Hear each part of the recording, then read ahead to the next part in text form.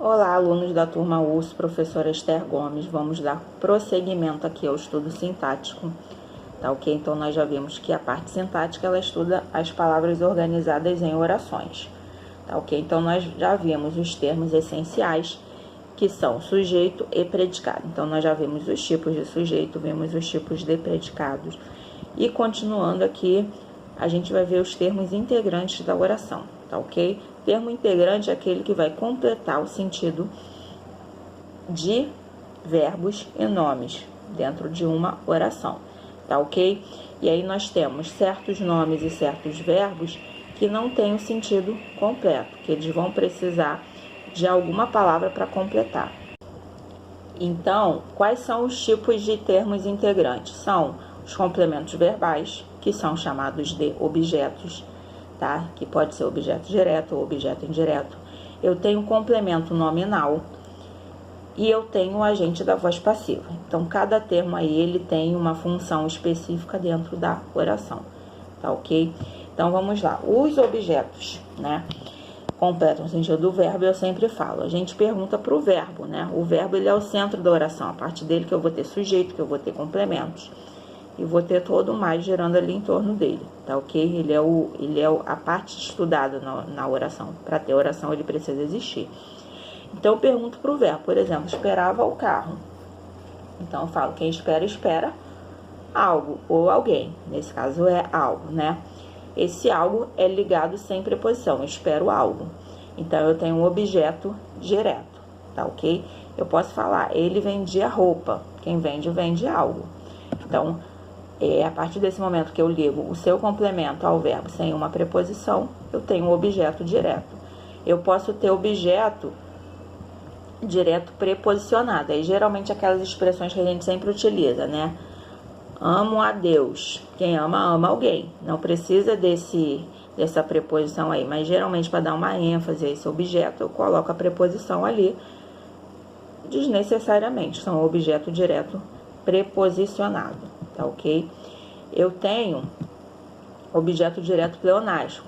Então, geralmente, eu utilizo aqueles pronomes pessoais para repetir um objeto que já foi lido, né? Então, esses exercícios, né? Filos todos. E aí, esse los aí para se referir aos exercícios. E aí, eu tenho um objeto direto pleonástico quando eu faço uma redundância. Eu uso desnecessariamente um termo para se referir a algo que já foi dito, tá ok? Então, eu tenho esses objetos aí. Eu tenho o objeto indireto, que é aquele que se liga ao verbo a partir de uma preposição. Como eu já disse, o verbo vai me dizer se o complemento vai ser iniciado por preposição ou não. Então, eu posso falar, Maria gosta de chocolate. Quem gosta, gosta de alguém. Eu não posso falar, Maria gosta de chocolate, né?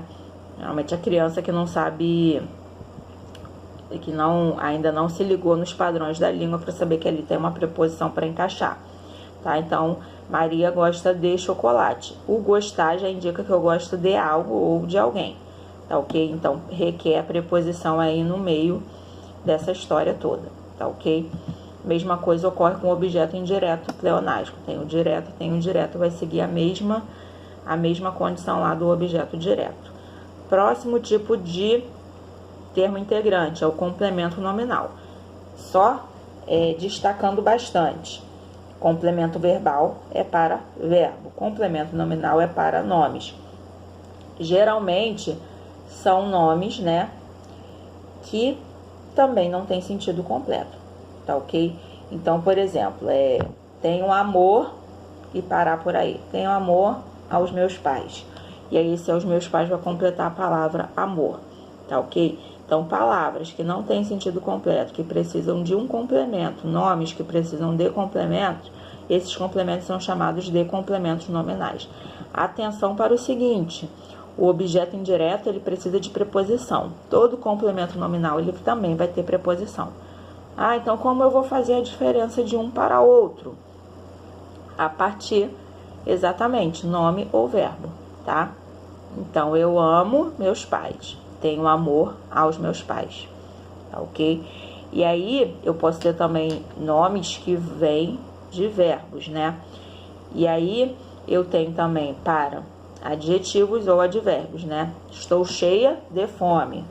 E aí, cheia, que é um adjetivo, vai ser completado pela expressão de fome, tá ok? Então, você fala aí, tô cheia de fome, tá? Cheia de sede, cheia de alguma coisa, tá ok? Eu posso ter também como advérbios, né? Agir favoravelmente ao rapaz. Então, esse ao rapaz é por quem eu agir favoravelmente. Então, tá completando a palavra favoravelmente, tá ok? Então, pode ser para substantivos, para adjetivos ou para advérbios.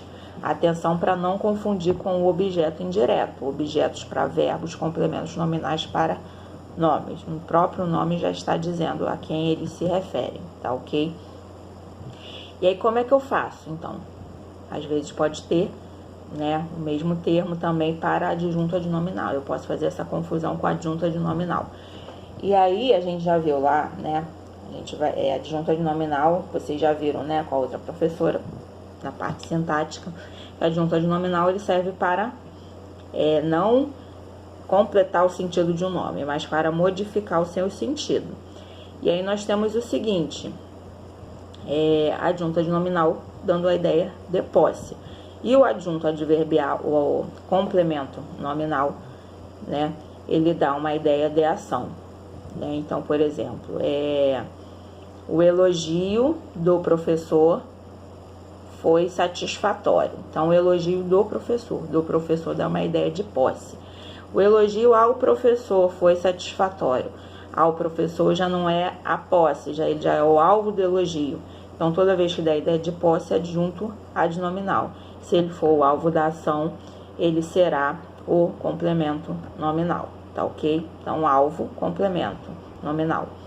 Ele dá a ideia de posse de quem é a ação, adjunto adnominal, tá ok? Próximo termo aí é o agente da voz passiva. Então, aí nós já vimos lá, em relação aos verbos, né, que nós temos o aspecto verbal. Se o sujeito ele pratica ou se o sujeito recebe a ação. Quando o sujeito pratica a ação, eu tenho a voz ativa. E quando ele sofre a ação, eu tenho a voz passiva. Então, por exemplo, eu li o livro. Beleza. Eu, sujeito, li algo, o livro. Então, sujeito praticando a ação de ler e o objeto desse ler, que é o livro. Agora, quando eu tenho o livro foi lido por mim, o sujeito é o livro agora. Só que o sujeito ele não está lendo, o livro não lê nada, ele está sendo lido. E quem pratica essa ação de ler vai ser o agente da voz passiva. Atenção também que o agente da voz passiva ele também vai se iniciar por preposição, tá? Então vai ser sempre pelo ou por, tá ok? E em alguns casos eu posso falar assim, tem até uma questão de concurso, a terra era cercada de selvagens. É a mesma ideia, os selvagens cercaram a terra. E aí nós temos em forma também de agente da voz passiva, tá ok? Só que não é nem pelo nem por, é de. E aí eu tenho que analisar, tudo a gente tem que parar para analisar direitinho as orações, para a gente chegar a uma conclusão dessas funções sintáticas, tá ok? Então, como eu já disse, complemento verbal, complemento nominal e agente da voz passiva, eles se iniciam por preposições, sendo que cada um desses termos ele vai ter a sua função específica, né? Complemento verbal para verbos, complemento nominal para nomes, e o agente da voz passiva, ele está exercendo uma ação em forma de voz passiva, só que começa com a preposição. Eu não posso chamar de sujeito, ele é um agente da voz passiva, porque sujeito não se inicia por preposição, tá ok? E aí nós acabamos agora os termos integrantes da oração, complementos verbais, que são chamados de objetos, complementos nominais para nomes, e agente da voz passiva, que é ele quem vai exercer a ação verbal na voz passiva, tá ok? E aí, galera, vamos praticar, fazer os exercícios. Qualquer dúvida, entre em contato, tirem suas dúvidas na aula presencial e vamos lá, porque a aprovação depende também do esforço de vocês, tá ok? Até o próximo vídeo e espero que tenham entendido, tá?